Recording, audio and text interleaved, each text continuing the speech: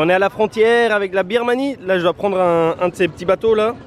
Et on va faire les 2 km qui relient l'autre pays. Voilà, c'est parti. On se dirige vers le 14e pays.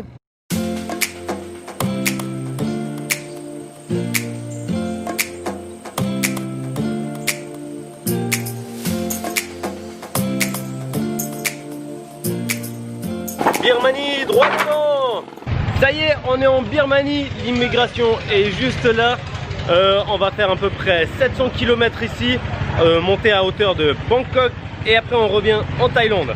C'est le projet, je sais pas combien de temps je vais rester là. C'est un truc cool à faire, on verra, on restera plus longtemps. J'ai 28 jours en tout cas, ça c'est sûr. Est-ce que je vais rester autant? On verra. Allez, hip hop.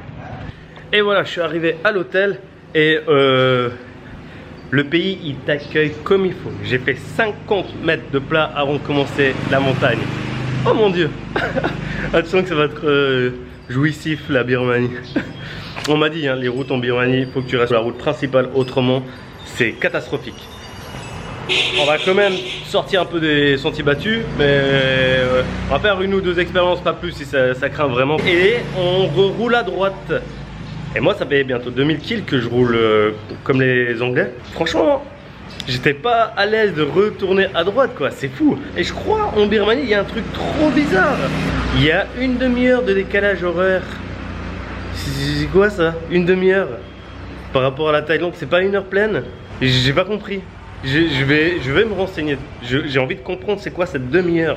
Aujourd'hui c'est chill, hein. Je me pose au lit et je fous que dalle. Surtout que j'ai mal au poignet là et un peu au genou.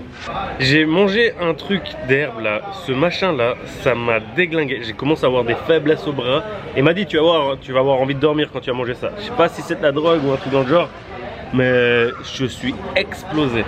Moi mon bras là pour tenir la caméra il est tremblotant. Tu traverses qu'un bras de mer, hein, mais ça change du tout au tout. 5 km, hein, 5 km. Par où je commence? Je sais même pas par où commencer tout ce qui s'est passé quoi. La monnaie est différente bien sûr, la langue est différente, l'écriture est différente. On dirait que des C, des O et des Q, je comprends rien, c'est tout collé, c'est vraiment compliqué. Je dois essayer de reconvertir les prix différemment. Un franc suisse ça vaut 1500 kirit, je crois que ça s'appelle comme ça. Après, on m'a dit que j'allais galérer. On m'a clairement dit que j'allais galérer. La prochaine ville elle est à 300 km. J'ai peur honnêtement pour l'eau. Vraiment je sais pas comment je vais faire pour la flotte. On m'a dit il n'y a pas d'hôtel, il n'y a pas d'auberge, il n'y a rien du tout pour dormir. Il y a toujours les temples par contre. Les temples ça pourra le faire. Franchement je suis pas vraiment très serein pour la suite. Je te dis honnêtement, hein, j'ai un peu les boules. Au pire, je fais du pouce, on prend et je me tire quoi, on verra. Je vais vous montrer pourquoi en fait je roule toujours tout habillé. Je viens de voir ça en fait, ça me brûlait le dos. Est-ce qu'on voit comme j'ai pelé? Et ça j'ai roulé que un jour. Même pas un jour, j'ai roulé 2 heures. C'est de Phuket Town à l'aéroport. En 2 heures ça m'a fait ça quoi comme résultat. Donc voilà, en Asie... déjà il fait chaud, en plus tu dois rouler couvert quoi. Ah franchement ça met d'un cran plus la difficulté ici. Je pensais que ça allait être plus cool, mais en fait j'en bave. Là vraiment j'en bave ici hein. Et voilà, je suis à Kai Watang en Birmanie, c'est le premier village qui colle la Thaïlande. Et dans ce village c'est assez particulier parce que je suis presque le seul touriste. C'est vraiment drôle parce que du coup tout le monde me regarde. C'est un regard de curiosité et ils sont très cool les Birmans. Vraiment, hein, je suis arrivé le premier jour, premier resto, on m'invite à la table. Les gars qui bossent dans le resto, ils m'ont sorti une assiette, ils m'ont dit tiens viens mange avec nous. Waouh, l'expérience de la Birmanie va être probablement très cool en tant qu'interaction humaine. Mais après, comme j'ai dit, tu peux pas dormir n'importe où et ça c'est vraiment quelque chose qui me fait vraiment souci. Donc tout au sud, ça fait pas très longtemps il me semble que le pays est ouvert au tourisme. Il y a encore des checkpoints et tout, ça risque d'être un peu compliqué. Enfin bref, on va voir ça. Moi j'aimerais juste vous montrer un peu la ville. Bon, il est presque fermé maintenant le marché, hein. Avant il y avait beaucoup plus de monde. Et tu vois, c'est des tout petits espaces. Des tout petits espaces là. Elle est vraiment chouette. Comment on sort d'ici maintenant? Bon, apparemment, ils kiffent pas trop que j'ai eu un appareil photo dans les mains. Ils me regardent tous un peu bizarre. Ah bon, c'était pas du tout la même en fait. Quand j'avais pas l'appareil photo, tout le monde te faisait un sourire, mais là, je sais pas, ils sont un peu méfiants. Actuellement, on est dans un petit carrefour et ici, en fait, les gens, ils s'arrêtent à peine. Ce qu'ils font, ils klaxonnent. Ils klaxonnent pour dire attention, je vais passer. Tu vas voir que c'est très très bruyant.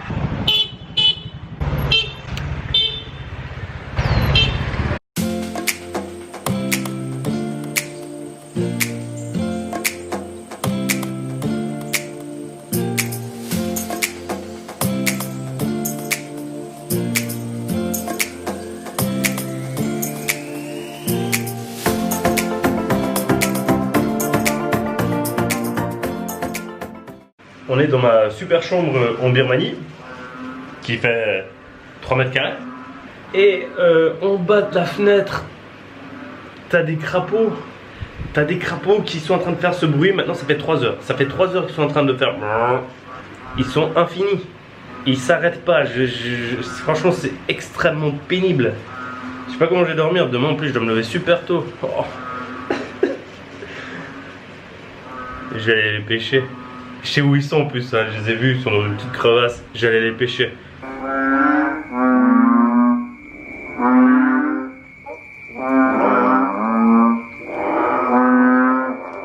Ça là, c'est ma fenêtre. Ça fait 6 heures que ça dure. 6 heures. Je vais pas dormir cette nuit. Et voilà, c'est parti, on commence la Birmanie aujourd'hui. Et en plus, ce qui est cool, c'est que j'ai des supporters. J'ai des supporters suisses zurichois.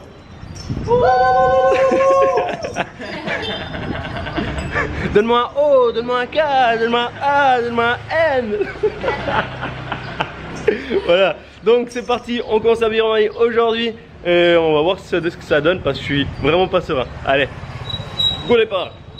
Ah bah moi qui avait peur qu'il allait faire trop chaud. Alors, en fait, il a plu, ça a bien rafraîchi. Et surtout, en fait, ben, c'est pas du tout comme je pensais. Il y a tout plein de petits kiosques. Je suis entre les arbres à rouler. Ça va. Franchement, je me faisais vraiment beaucoup de soucis. Genre, tu sais, la route 66, quoi. Je suis rassuré. Je suis vraiment rassuré.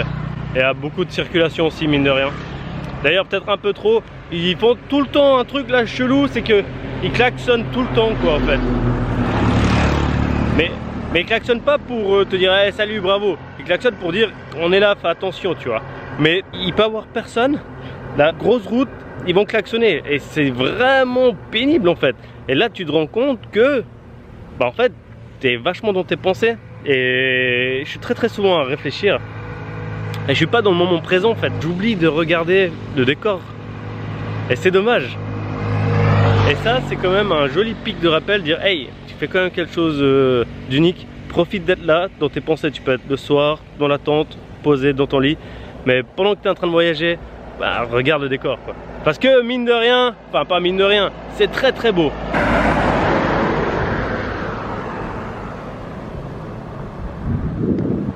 Alors, je suis à un simple endroit où il n'y a pas beaucoup de choses, mais autrement il y a de la vie.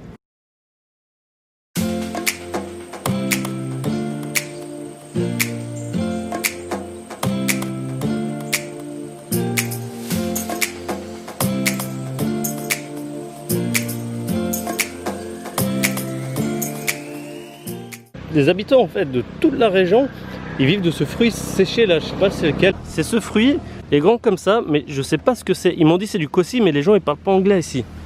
Donc on n'arrive pas à communiquer. En fait ils vont sécher ça, et après ben, ils les mettent dans les gros sacs et je pense qu'ils les vendent. Toute l'économie de la région ici, et toutes les maisons, hein, quasi toutes les maisons font ça. Oh. Donc je connais pas du tout ce fruit. Oui, hit. Ça. Hit. Can I? Aussi. Je connais pas du tout ce fruit. Thank you, Jésus Magué. Et il est hyper dur. Sans rien? Non? Ok. Yeah. Hein?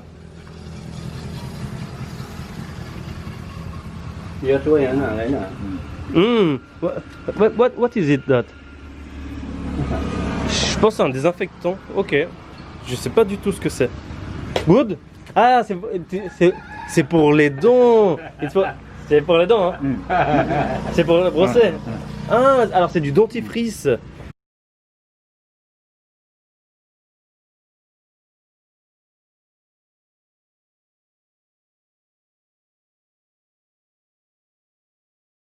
Je suis hyper fan de ce pays. Ce panorama, ces trucs qu'il y a. Ah là là. Et la Birmanie, c'est magnifique. Après, bon, il y a juste des restrictions là pour trouver où loger et tout, mais d'ici quelques années, ça va changer.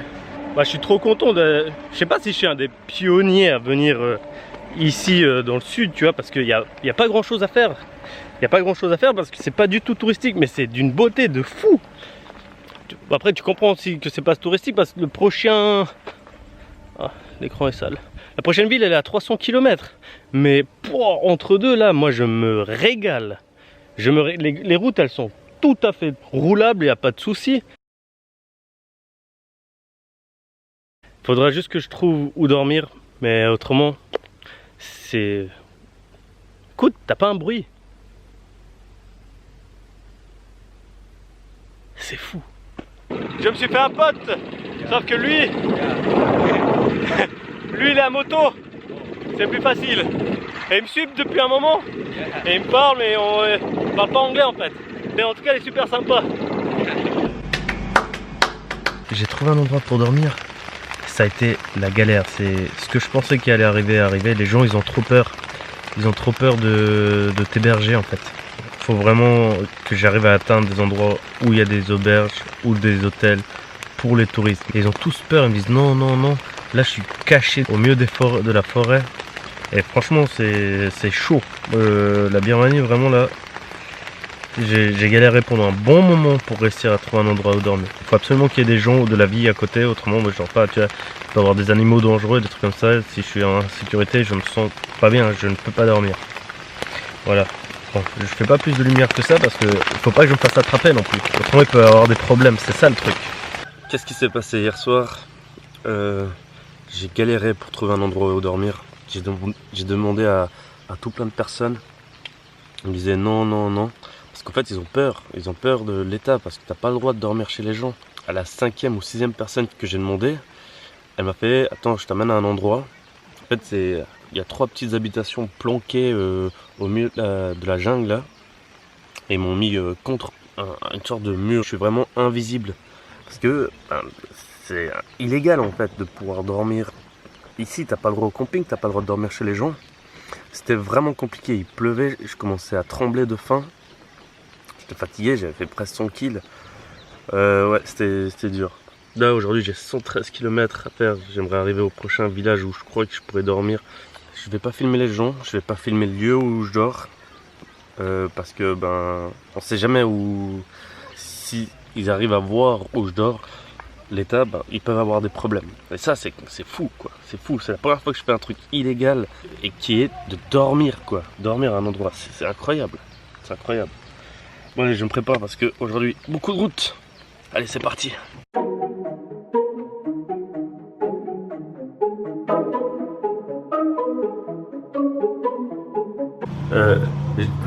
Je vais vous montrer pourquoi. Je vais regarder où là. Ah,